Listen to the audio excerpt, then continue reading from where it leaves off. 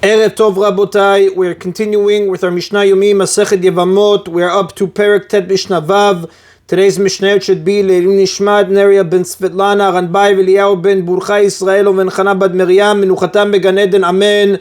And Le'avdi ben Chaim L'Chaim, V'Derefua Shenemav Daniel Shalom ben Rosa, and Mariana Miriam Chaya bat Tamara betoch Shah Chulei Yisrael. This Mishnah discusses the reverse case of the last Mishnah. The daughter of a Kohen who first married a Yisrael, then a Levi, and then a Kohen, and had a child with each of them. At each stage, the Mishnah defines her status with regard to eating Tirumah and Maaser Rishon. Bat Kohen shenisat Yisrael, if the daughter of a Kohen who is entitled to eat Tirumah marries a Yisrael who may not eat Tirumah, lo tochal b'Tirumah, she may no longer eat Tirumah, since the wife of a non-Kohen may not eat Tirumah, even though her father is a Kohen. The Gemara in Yevamot, page 68a, learns this law from a verse in Seder Vayikra, chapter 22, verse 13.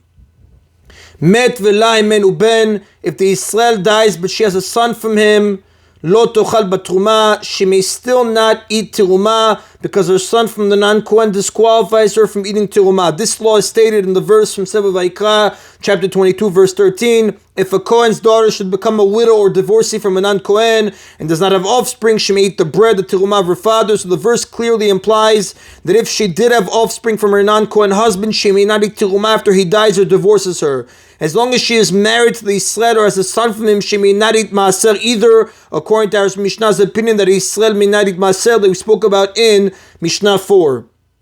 Niset leLevi, if she then marries a Levi, tochal b'Maaser, she may eat Maaser banat Tirumah, since she acquires the status of her husband, the Levi, who may eat Maaser banat Tirumah. Met v'la imenu ben, if the Levi dies, but she has a son from him, tochal b'Maaser, she may continue to eat Maaser on account of that son. Niset leKohen, if she then marries a Kohen who is entitled to eat Tirumah, tochal b'Tirumah, she may once again eat Tirumah, as she previously did before she married Yisrael, not because she is a daughter of a Kohen, since she lost that status when she married Yisrael, but because she is the wife of a Kohen. Now, although she still has sons from the Yisrael and Levi, her first two husbands, who normally disqualified their mother from eating Tirumah, if she marries a Kohen, she may eat Tirumah. The rule is that she assumes her current husband's status, despite the fact that she might have sons with a different status. Only if her husband dies or divorces her, does she assume her son's status. Met v'la imenu ben, if the Kohen dies, but she has a son from him, tochal b'Tirumah, she may continue to eat Tirumah on account of that son. Just as her marriage to a Kohen allowed her to eat Tirumah, despite the fact that she had non-Kohen sons, so too her son from the Kohen allows her to eat Tirumah after the Kohen's death, despite her non-Kohen sons. The Kohen son takes the place of his father, and he has the same ability as his father to allow her to eat Tirumah. The Mishnah continues with the same case and explains how her status changes if her sons die. Med benami Kohen, if her son from the Kohen dies, lo tochal b'Tirumah, she returns to her previous status before she married the Kohen and may no longer eat Tirumah, but she may continue to eat Maaser on account of her son from the Levi. The surviving Levi's son disqualifies her from eating Tirumah and entitles her to eat Maaser. Once the Kohen and his son have died, she no longer has any connection to him at all. At that point, the Levi's son becomes once again a connection between her and his father, and she assumes again the Levi husband's status. Med benami Levi, if later her son from the Levi dies, lo tochal b'Maaser, she returns to her previous status before she married the Levi and may no longer eat Maaser either. Med benami Yisrael, if still later her son from the Yisrael dies, choseret lebet avia, she returns to her father's house, meaning she returns to her original status as an unmarried daughter of a Kohen who is entitled to eat Tirumah. Regarding this woman, it is said in the Torah, in Seder Vayikra, chapter 22, verse 13, V'shava el bet avia kinurea milechem avia tochel. If a Kohen's daughter should become a widow or divorcee from a non-Kohen and does not have an offspring for him, she shall return to her father's house as in her youth. She may eat the bread of Tirumah of her father. So in summary, only a Kohen and his household may eat Tirumah. A female may eat Tirumah if she is the daughter of a Kohen who is unmarried and has no living children, descendant, currently the wife of a Kohen, or the widow or divorcee of a Kohen if she has a living child from him and she is not married currently to a non-Kohen and she does not have a living child from a non-Kohen following the marriage to the Kohen. So according to our Mishnah, the same rules apply to the households of Leviim with regard to eating Maaser, but anyone who may eat Tirumah may also eat Maaser. And that is the end of Chapter 9, Mishnah 6. We continue now with Perek Yud, Mishnah Alayev. The Mishnah discusses a woman who remarried based on information that her husband had died. Haisha she'alach ba'ala lemidinat hayam. If a woman's husband went overseas Ubao v'amrula met baalech, and one witness came and told her, your husband died. Now, even though in Hebrew the Mishnah says v'amru, which literally means and they said, the Mishnah uses this plural form even when it means that one person said. Now here we're referring to one witness, and one witness came and told her, met baalech, your husband died. Then he said, and she then married another man based on that testimony. The court gave her permission to remarry based on that testimony, although most matters of marital or monetary law may be decided only on testimony of two witnesses. The sages allowed a woman to remarry based on a single witness that her husband died, since it is often difficult to find two witnesses to a man's death, and sages do not want to leave the woman in a state of being unable to marry. And her first husband later came back. She is a subject to the following laws.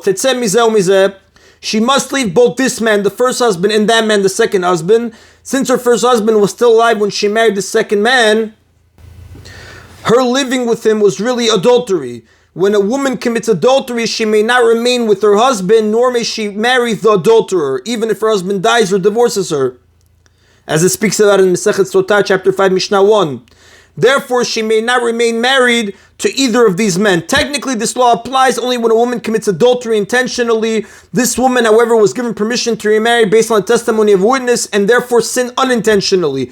Nevertheless, she is penalized and her second marriage is treated as intentional adultery.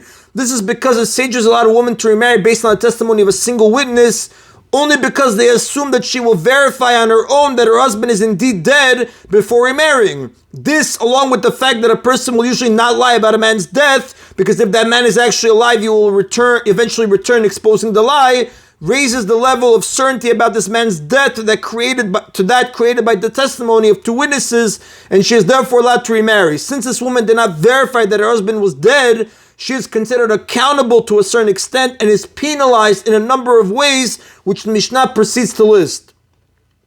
She must receive a get, a bill of divorce from this man and that man before she can marry someone else. She must receive a get from her first husband because they are still legally married. Although she was never legally married to the second husband, people might think that they were truly married, and he must therefore give her a get so that people do not think that a woman can leave her husband without receiving a get.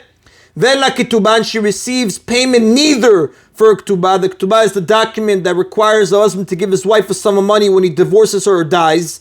The sages instituted that a man must pay his wife a sum of money when he divorces her, so that it should not be easy for men to divorce their wives. Here, though, her first husband is required to divorce her, so that purpose does not apply, and he does not have to pay her the ketubah. As the Gemara says on page 89a, in Masechet Yevamot. The second husband does not owe her ketubah because he was never legally married to her. Not only does she not collect the sum of money instituted by the sages, usually 200 zuz, if her husband had promised her extra money to save ketubah, she loses the extra money as well.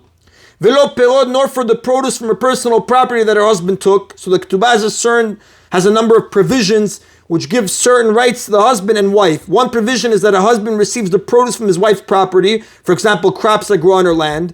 Here, since neither husband is required to pay the primary payment of the ketubah, its provisions do not apply either. Therefore, neither husband is really entitled to that produce. Nevertheless, it is part of her penalty that if either husband did take the produce, he does not have to return it. Velo mizonot, nor does she receive payment for food. Another provision of the ketubah is that the husband must provide his wife with food. Since this woman does not have the right to any of the provisions of the ketubah, even if she had already borrowed money for food while her husband was away, he does not have to repay the loan. Velo belod, nor for the loss of value of her worn out property. Lo al zeh velo al zeh, she cannot collect any of these things from either this man or that man. If she took any of these things, the ketubah, produce, money for food, or the loss of value of her own property from either this man or that man, she must return it.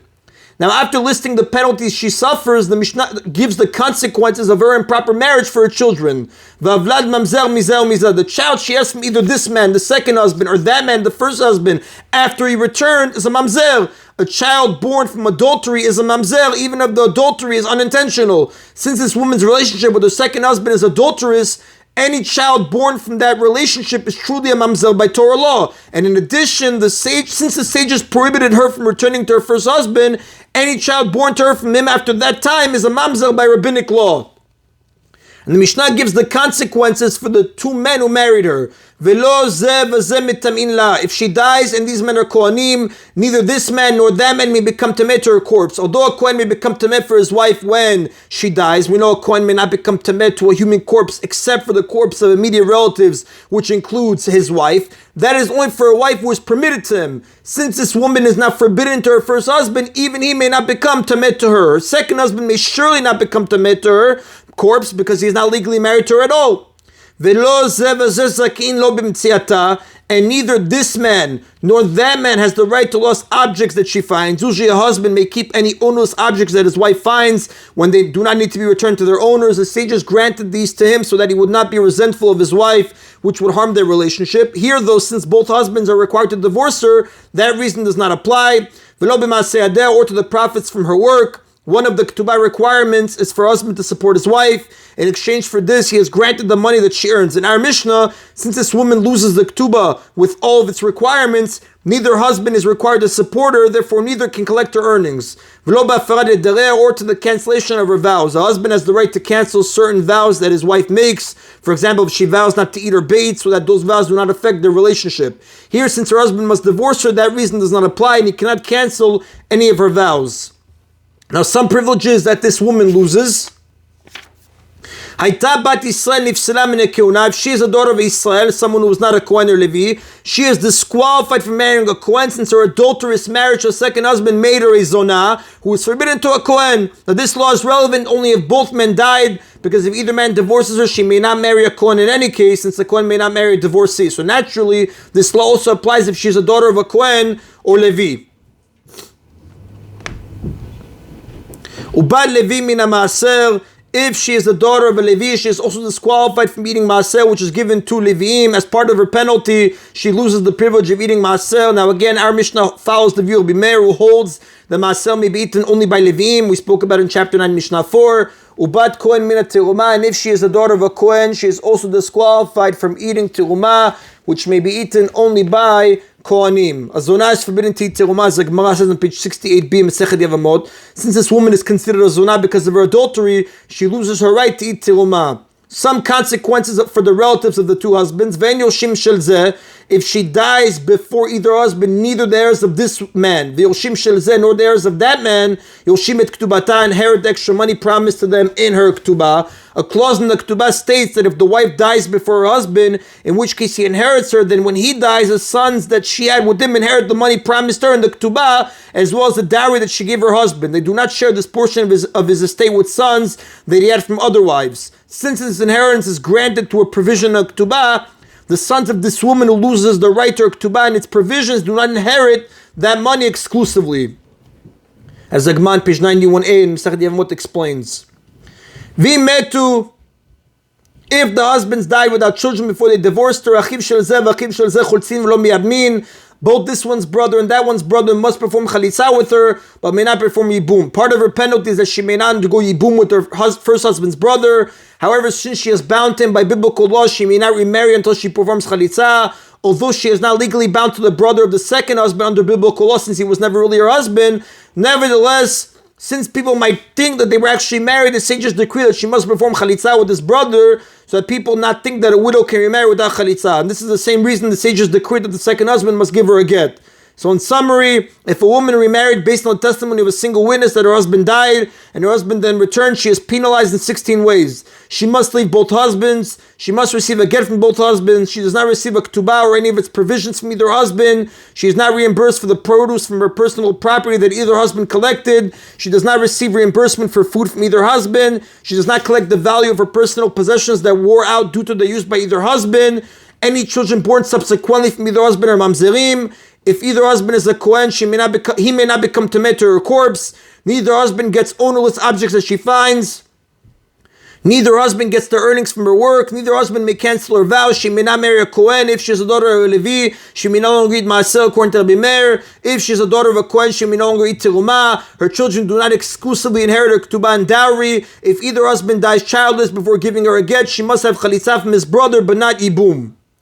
The Mishnah now cites the opinions of several Tanaim who disagree with some of the previous rulings. Rabbi Yossi disagrees with the Tana Kama's ruling that this woman loses her ketubah. Rabbi Yossi says, ketubata al nichse bala rishon. Her ketubah must be paid by the estate of her first husband. According to Rabbi Yossi, since she did not commit adultery intentionally, she does receive a ketubah from her first husband. Rabbi Yossi agrees that she does not receive a ketubah from her second husband because she was never legally married to him. Rabbi Elazar disagrees with the Tana Kama's ruling that the husband loses his rights with regard to his wife. Rabbi Elazar says, Harishon zakai b'mtziatah uv'ma'aseh uv'hafarat nedareha. The first husband has the right to lost objects that she finds and the profits from her work, and the right of cancellation of her vows. Rabbi Elazar holds that the sages cancelled only her rights, but they did not remove her first husband's rights, since he did nothing wrong. However, the second husband does not have these rights because he was never truly married to her. The next Tana disagrees with the Tana Kama's ruling that if either husband dies, she performs chalitza b'nag ibum. The Rabbi Shimon Omer, and Rabbi Shimon says, biatah or chalitzatah me'achiv shel rishon poteret saratah. Cohabitation, yibum or chalitza by the brother of her first husband exempts her koi from having to undergo yibum or perform chalitza before remarrying. In other words, if her first husband died childless, she may perform yibum with his brother, and if she does so, it is a valid yibum and exempts her koi from having to perform yibum or chalitza. Like we learned in chapter 4, Mishnah 11, if a person has more than one wife and dies childless, once one wife undergoes yibum or chalitza, her koi are exempt. So Rabbi Shimon holds that the sages do not penalize her with regard to matters that apply after her husband's death, such as yibum. In addition, a child that she has with the first husband after she married the second husband is not a mamzer, although she is not permitted to return to him. If she does, her children are not mamzerim. So until now, the Mishnah has discussed a case in which a woman received the court's permission to remarry based on a single witness that her husband died. Rabbi Shimon now discusses a case in which a woman was told by two witnesses that her husband was dead. But before we continue with this, the Rav explains, the halakha does not follow Rabbi Yossi, Rabbi Elazar, Rabbi Shimon. It follows Tana Kama, the first opinion. The Mishnah concludes, if she marries without the specific permission of the court because she was told by two valid witnesses that her husband was dead, in which case she did not need permission from the court to remarry. By Torah law, two valid witnesses are believed completely about any matter. Therefore, if two witnesses say that a man is dead, his wife may remarry without consulting a court. And then her husband came back. She is permitted to return to him. In this case, she is not considered responsible for remarrying unlawfully. Therefore, the sages allowed her to return to her first husband, and the penalties listed in the Mishnah do not apply to her. However, laws that apply to a woman who commits adultery unintentionally still apply. For example, any children she has from her second husband are mamzerim, and she is forbidden to marry a kohen. And that is the Nabotai of today's Mishna Yomi. Baruch Adonai Leolam. Amen v'amen.